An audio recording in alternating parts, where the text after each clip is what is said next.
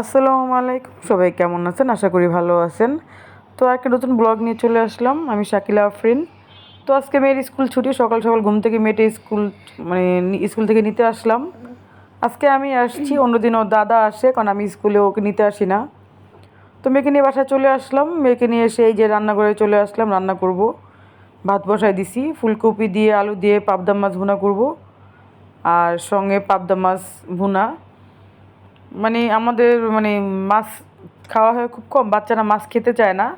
তো এটা তো বড়দের জন্য রান্না করব, আর আমাদের জন্য কী রান্না করব আল্লাহ জানে। নিচে এটা রান্না করব, নিচে নিচে এটা রান্না করব, আর উপরে দেখা যাক কী রান্না করা যায়।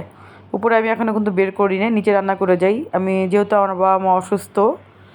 আর মা তো চোখের অপারেশন করছে, এখন এখানে আসতে পারবে না প্রায় 1 মাস। তো আমাকে রান্না করতে হবে, কিছু করার নাই। তো নিচে রান্না শেষ করে, খাওয়া দাওয়া শেষ করে উপরে যাবে, রান্না করতে হবে।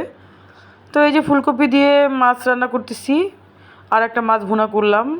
মাছ ভুনা হয়ে গেছে আমার, এখন আমি ফুলকপি দিয়ে আলু দিয়ে মাছ রান্না করব।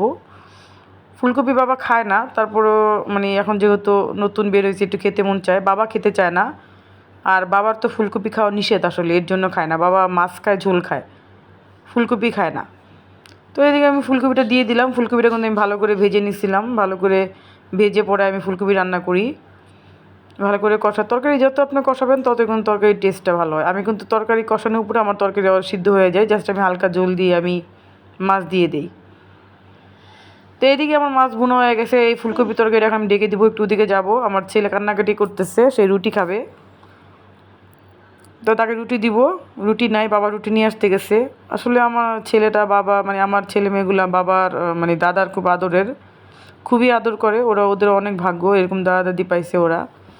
আমিও কিছু বলি না, ওরা যা আবদার করে দাদা তাই এনে দিবে। আমি মাঝে মাঝে বলি, বাবা সব কিছু এনে দিয়ে নাও, এমনি বাচ্চারা অনেক বায়না করে, বড় হলে খারাপ হয়ে যাবে। বলে এগুলো কেন বলো, আমি যতদিন বেঁচে থাকবো আমার নাতিদেরকে আমি সব দিব। যাক, আমি এই জন্য কিছু বলি না। এদিকে যে দেখেন, যে ছেলে খাচ্ছে, আর এদিকে আমি আলু ভর্তা করতেছি। বাবা ভর্তা না হলে ভাত খায় না, বাবার একটা রেগুলার ভর্তা থাকা লাগে। তো ছেলে রুটি খাচ্ছে, আর এদিকে আমি ভর্তাটা করে নেই। আলু ভর্তা রান্না আমার শেষ হয়ে গেছে, এখন ভর্তা করব। ফুলকপি দিয়ে মাছ রান্না করছি, মাছ ভুনা করছি, আলু ভর্তা আর ডাল। আর এই যে রান্না শেষ করে উপরে চলে আসলে, উপরে আমি শুটকি রান্না করব, এই যে ছুরি শুটকি। আর মাছ রান্না কোরাল মাছ ভুনা করতেছি। কোরাল মাছ নিয়ে আসছিলাম, আমার মেয়ে রান্না করতেছে, আমি দেখাচ্ছিলাম আর কি। আমার মেয়ে কিন্তু মাশাআল্লাহ অনেক সুন্দর রান্না করতে পারে, খুবই সুন্দর আমার মেয়ে। আমার খুব মজাও লাগে, আলহামদুলিল্লাহ আমার মেয়ে রান্না খুব মজা। আমি আসলে সব শিখাই দিছি আমার মেয়েকে, যাতে আমার যেমন আজকে আমি নিচে রান্না করে উপরে টায়ার্ড হয়ে যায়, আমার রান্না করতে ভালো লাগে না, তখন আমি ওকে একটু রেডি করে দিই, ও রান্না করে ফেলায়। এই যে মাছ ভুনা করতেছি, আর শুটকি রান্না করব। শুটকিটা কিন্তু আমি একটু অন্যরকম করে রান্না করি। এখানে আমি মরিচ, হলুদ, একটু জিরার গুঁড়া, একটু লবণ একদম পেস্ট করে রেখে দিছি। আপনি মাছ ভুনা বা যেটাই রান্না করেন না কেন, আধা ঘন্টা আগে একটু ভিজায় রাখবেন, তাহলে একটু গ্রেভিটা আর গুঁড়া ইয়াটা লাগবে না, একটু সুন্দর হবে, বাটা মশলার মতো লাগবে। তো এদিকে যে আমি পেঁয়াজ বসাই দিলাম, আমার মাছ রান্না হয়ে গেছে।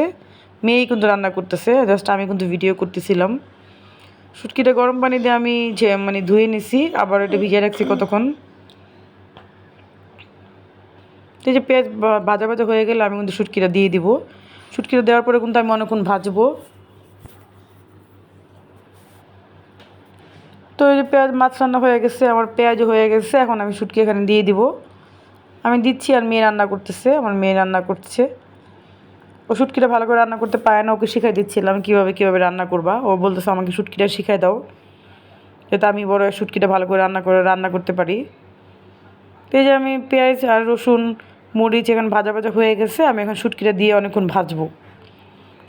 শুটকিটা দিয়ে আপনি অনেকক্ষণ ভাজবেন, তাহলে কিন্তু শুটকিটা খেতে অনেক মজা লাগে, একটু অন্যরকম লাগে। এটা কতক্ষণ ভাজতে হবে শুটকিটা দেওয়ার পরে, কতক্ষণ ভাজা ভাজা করে তারপরে আমি এখানে ওই মরিচের যে গ্রেভিটা রাখছি সেটা আমি দিয়ে দেবো। তো এই যে মরিচ আমার ভাজা ভাজা হয়ে গেছে, শুটকি ভাজা ভাজা হয়ে গেছে। এটা অনেকক্ষণ কিন্তু আমি ভাজাইছি, সেটা কিন্তু আর দেখানো হয় নাই, যেহেতু আমরা ভিডিও করি তাই আমরা কেটে কেটে দিই।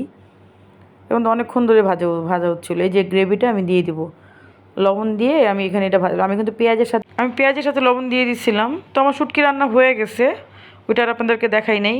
তো এখন আমরা খাওয়া দাওয়া করবো। এখানে মাছ আছে, শুটকি আর হলো চিংড়ি মাছ ভুনা। তো সবাই ভালো থাকবেন, সুস্থ থাকবেন, সবাইকে আল্লাহ হাফেজ, আসসালামু আলাইকুম।